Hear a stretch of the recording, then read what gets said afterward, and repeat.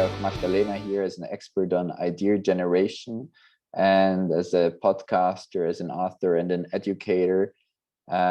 She can talk very well about this topic. She has a lot of good ideas herself. So yeah, thanks for being here, Magdalena, today, and really excited to have you. I've been waiting for this. This is cool. I love really good innovation. We've done some stuff together already. So this is just, it feels like the next step on a very cool journey. And today is all about idea generation. And I'm hoping for some interaction from you guys. So I'll be, I want to show of hands sometimes and whatnot. So, and please interrupt me. If there's something you agree with me, you know, give me a thumbs up or not, or if there's something you disagree with me, just interrupt me, please, because this is about you.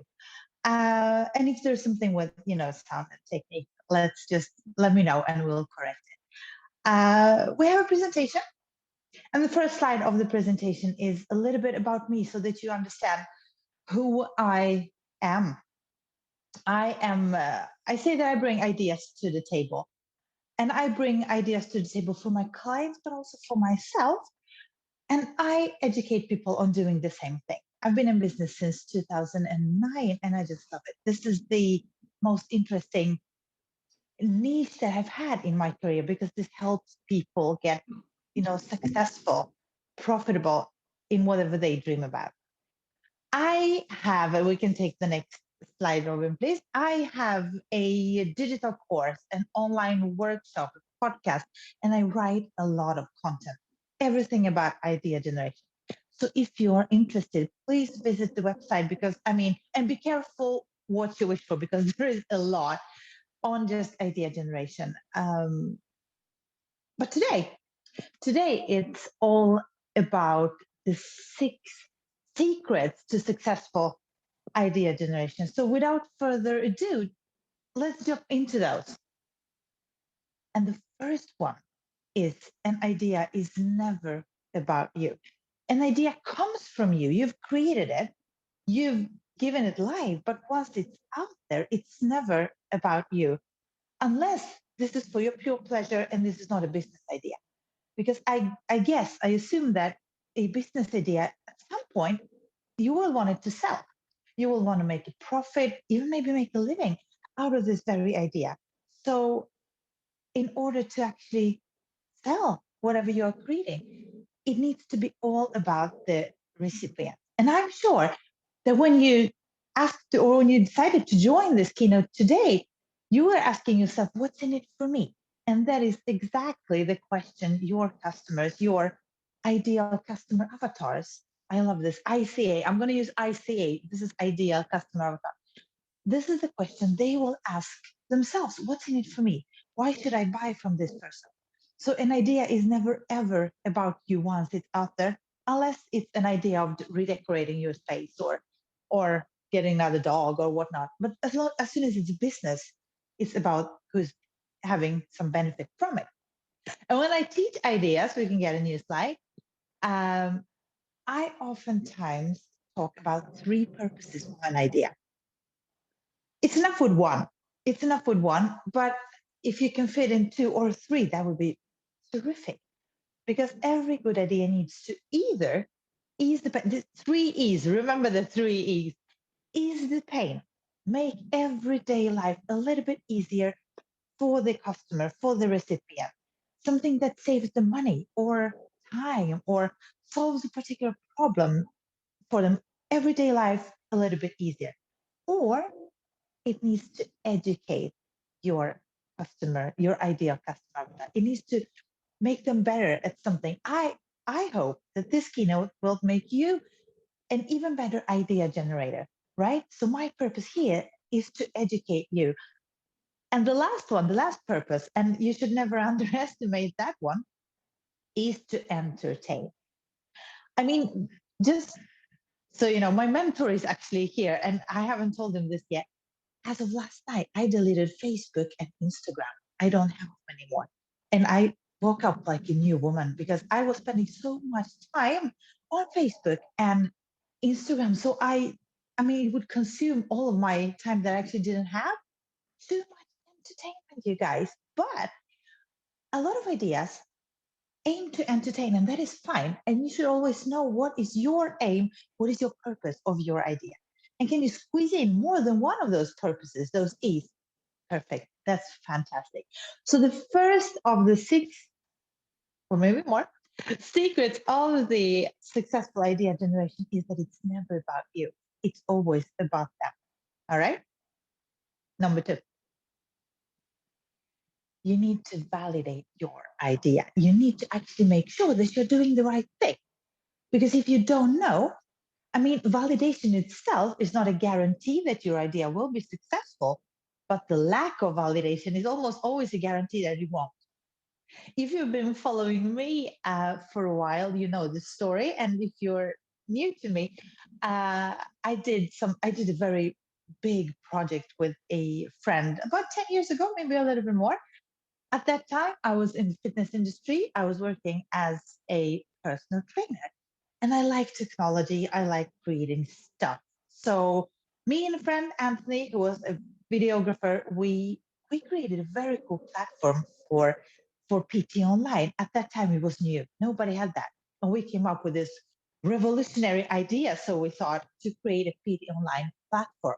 So we filmed all those videos, and I created a nutrition program, and it was very, very, very comprehensive. And actually, if we would launch it today, it would probably still stand the test of time because it was really, really good. Problem was, I was creating something highly elitistic for an athlete who pretty much wanted to have a like elite goal, like world class motivation and stuff. And they don't actually need PT online. They have the knowledge. They have the self motivation. They don't need me pushing them. They're pushing themselves. And they were not interested in paying the price that I was charging. This was an expensive thing. But somebody who might need me was the beginner who didn't want to go to the gym, who was just starting out with their fitness regime, maybe who needed to lose 30 kilos. But I wasn't interested in giving. I mean, of course they were welcome to buy, but for them it will be totally overwhelming. Do you know what I mean? I was selling something to a market that didn't need it, and person who needed it would never buy it because this wasn't for them. I did not validate. And a simple validation would be picking up a customer ID avatar and actually asking them, what is it that you need? What is it that you struggle with? What can I help you with? By a show of hands, and I'm going to swipe and hope not to not to mute myself again. Who does know who their ideal customer avatar? Who does know who their client is? By the show of hands, please show me your hands and keep them up. Do you know who your client is? Do you know what your client looks like? Hmm? Because if you don't, then you have no idea what to sell to them, what they need. And if you do, then you probably it's kind of easy for you to actually validate your idea, although we don't do it because it's kind of, I mean, a part of it is a little bit embarrassing to show something that is not finished, and a part of it is like we don't want to hear what we don't want to hear, right? So if I was to validate my PT online idea 10, 11 years ago, I would probably not make it because I was not interested in delivering something to the beginners. I wanted to reach the athletes, and the athletes would say to me, we don't need this, right? So my biggest mistake was not to validate it. But 11 years later, for educational purposes, that is actually quite funny. But one of the biggest mistakes is actually not validating it. And one of the biggest secrets is if you validate, you know that you're doing the right thing. You know that your idea, I mean, is important, is relevant, it probably will sell. Number 3, what is the real idea in what you are creating? I mean, most of the time we are thinking about the finished product or the service or something. But actually, from the very first thought until the launch, every component, every bit of the idea generation process can be divided into their own small idea chunks. Would you guess? Would you please take a guess? if there's just one question within creative business thinking, if you were just supposed to ask one question, what would it be? Just give me a guess. Write in the chat or just, and if you've heard me talk about this before, you cannot answer. But if you haven't, just take a guess.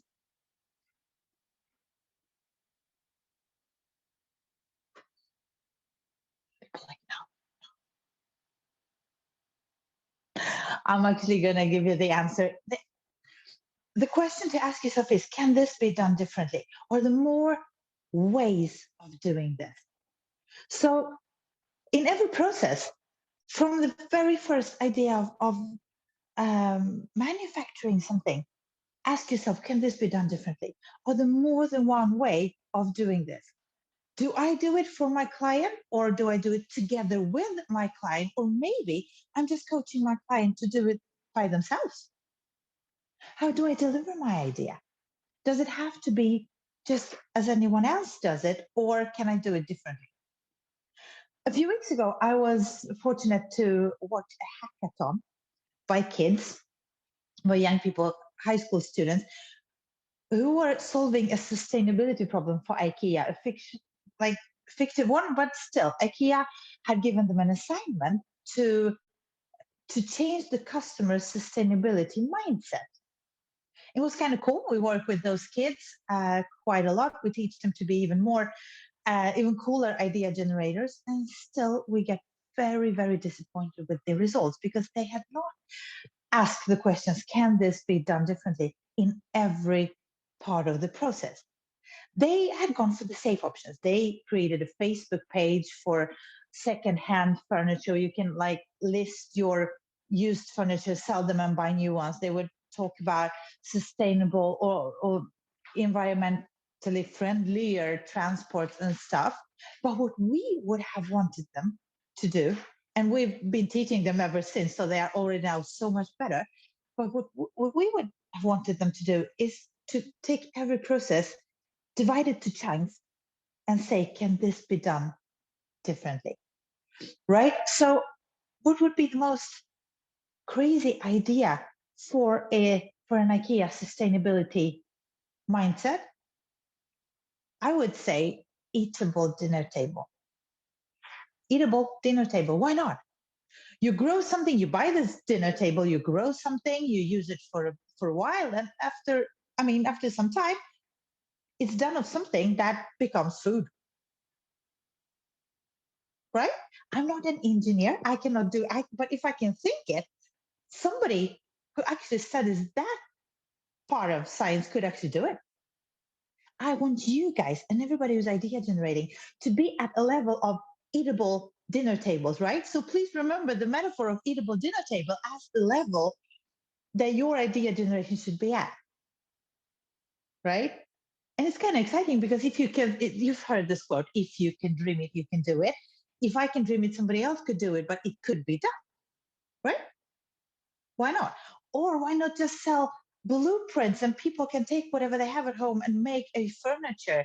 That's not as exciting, but that is actually doable today. But eatable dinner tables tops it off. So please, Robin, please give me the next slide if you're not doing it already. Yeah, each component of the production or the finished product is an idea in itself. How can this be done differently? How can I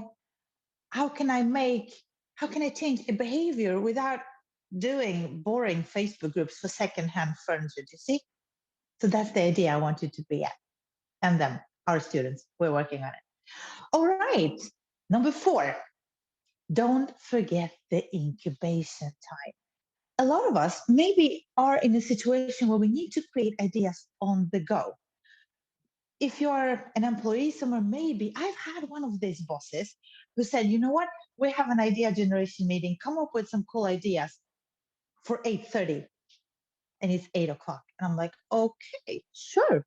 Well, and I'm sure that a lot of people are in that situation that they need to like come up with ideas on the go. That is not the best scenario.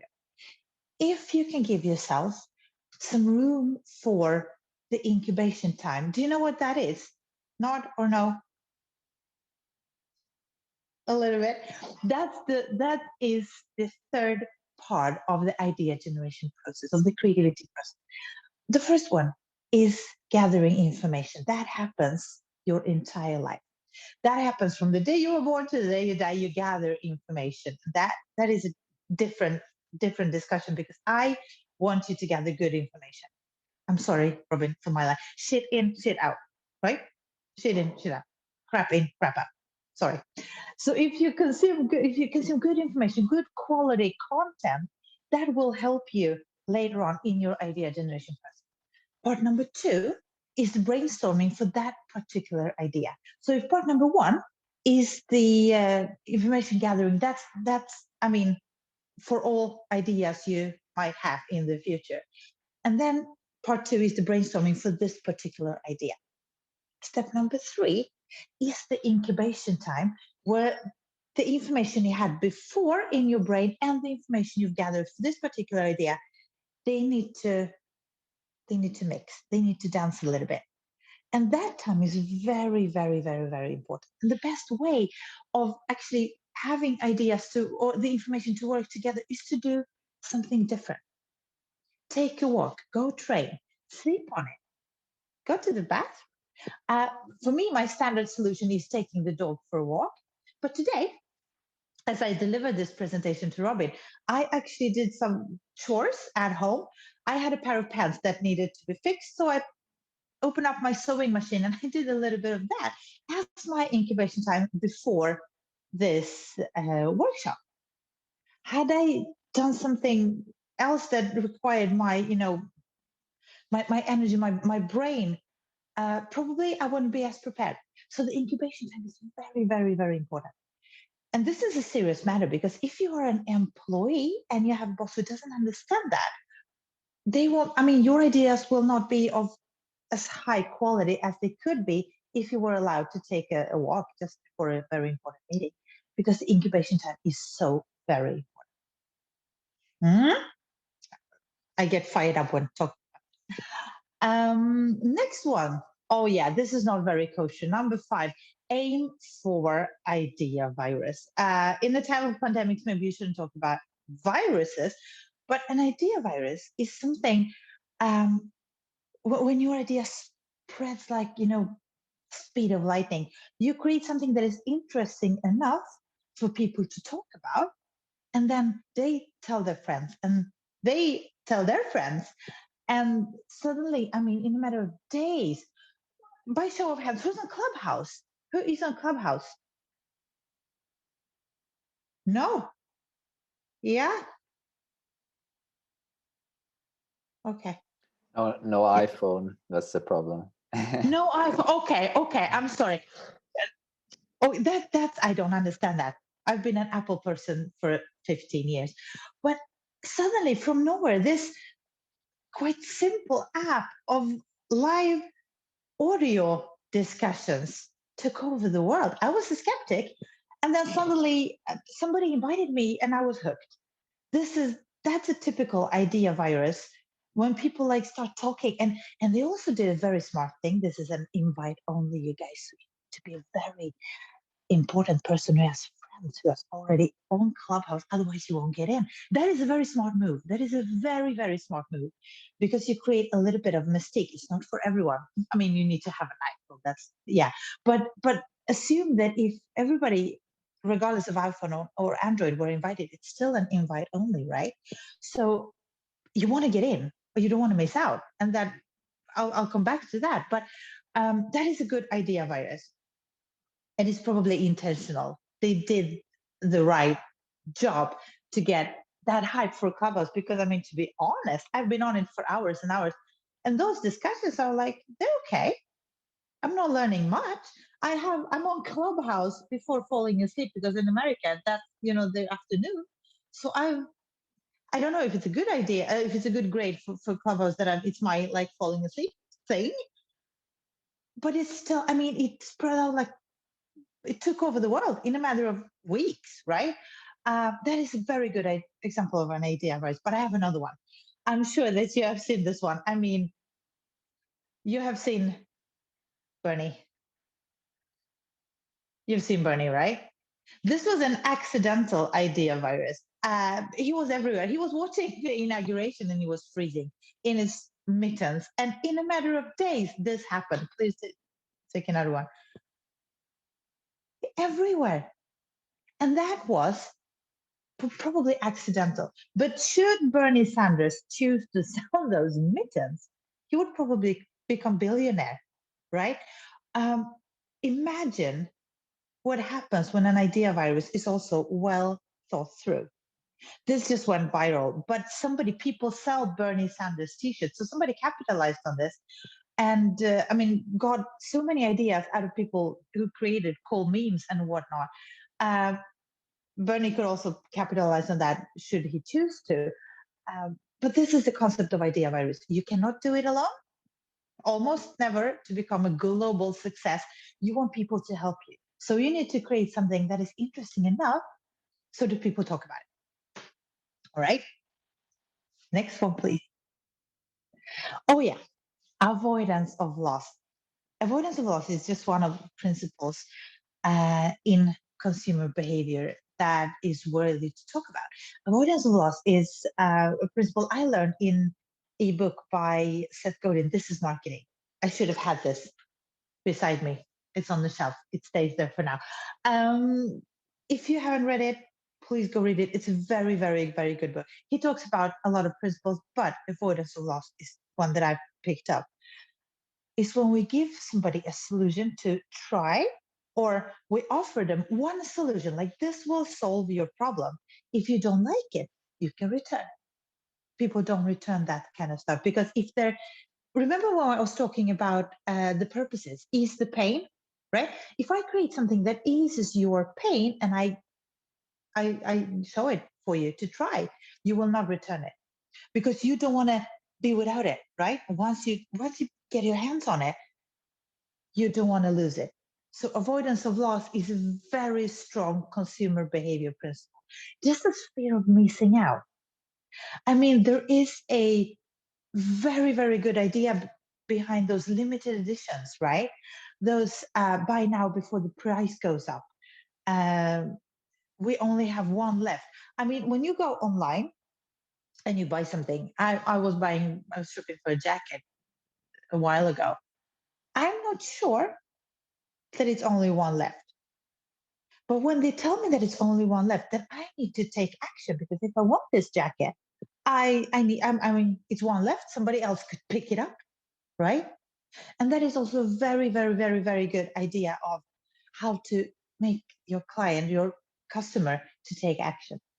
So avoidance of loss is one of many principles. You can give me the next slide, Robin. But I want you to understand your consumer's behavior and then create accordingly. So you're creating your idea, your product and service, but you also need to create the path, the consumption path. How do you want your customer to buy this, and what is the process from them seeing it for the first time until they hit the pay, the buy button? And also, how do you make them buy again?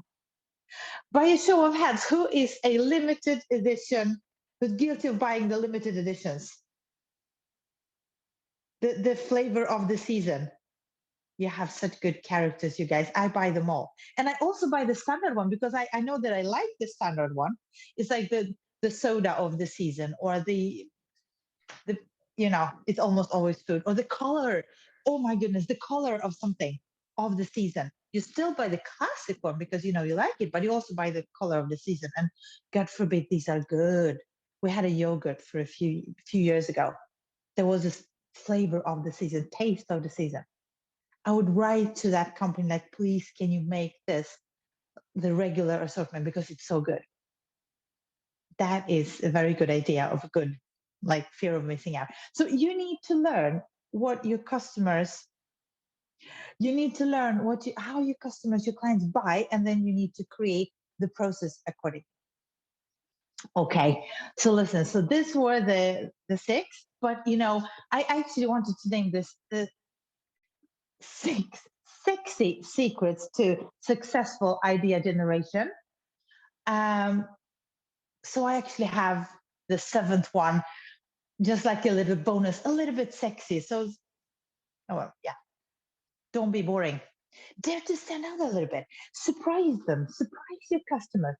Surprise them with your tone of voice. Surprise them with actually speaking freely. If you are a person who uses a harsh language, by all means, do it.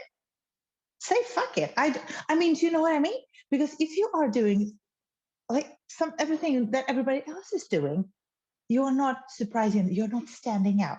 And I'm sure that you know the principle of attract and repel, right? You cannot attract everyone with your ideas. You should only attract those who are your real customers. And the rest you don't really need to care about because they were never yours anyway. I just recently did a thing that maybe, I mean, yesterday I took away my Facebook and Instagram, but a few weeks ago, I actually got rid of my email list. I did not have um, enough call to action, enough like openings and clicks and CTAs on my email list because that list was created by a former virtual assistant who was going for everyone. And I'm with my content, I'm not going for everyone. So I deleted that list and I sent a goodbye email and said, you know what, I'm not going to ask you, you follow me to my new place, but I'm not going to export the list and put you on the new place, which is Substack. And I'm going to do it a little bit differently on Substack, which is a fantastic tool. You can kind of speak freely because you have free content to everybody, and then you have paid content to people who really like you, really like your style. You can write pretty much anything. So those who you can attract, these are yours. Everybody else, you can actually even repel them. Don't care about them. Because if you do too much, you become too boring because you want to please everybody.